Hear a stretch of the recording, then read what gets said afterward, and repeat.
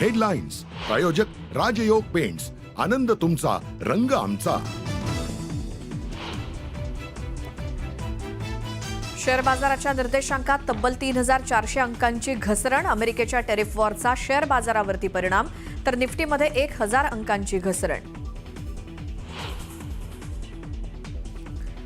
दीनानाथ मंगेशकर रुग्णालयातील गर्भवती महिला मृत्यू प्रकरणाचा राज्य सरकारचा अहवाल आज सादर होणार.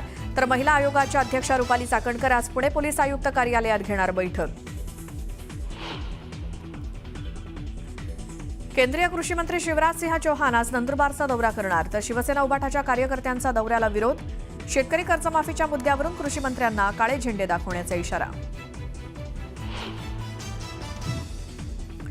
एकनाथ खडसे आणि गिरीश महाजनांमध्ये पुन्हा जुंपली. महाजनांचे महिला अधिकाऱ्यांशी संबंध, खडसेंचा आरोप. मी जर तोंड उघडलं तर खडसेंना लोक जोड्यानं मारतील, महाजनांचं उत्तर. प्रशांत कोरटकरच्या जामीन अर्जावरती आज कोल्हापूर कोर्टात सुनावणी. छत्रपती शिवरायांबद्दल आक्षेपार्ह वक्तव्य केल्यामुळे कोरटकर कोठडीत, जामीन मिळणार का याकडे लक्ष. वर्ध्यामध्ये राम मंदिराच्या गर्भगृहात प्रवेश नाकारल्याचा माजी खासदार रामदास तडस यांचा आरोप. सोवळं नेसलं नसल्यामुळे मूर्तीपूजा करता येणार नाही, पुजाऱ्यांनी सुनावल्याचा तडस यांचा आरोप.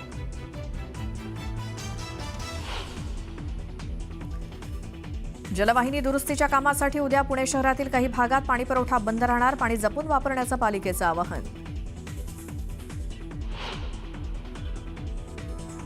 आजपासून आरबीआयच्या एमपीसीची 54वी बैठकीत पुन्हा रेपो दर कमी केले जाण्याची शक्यता.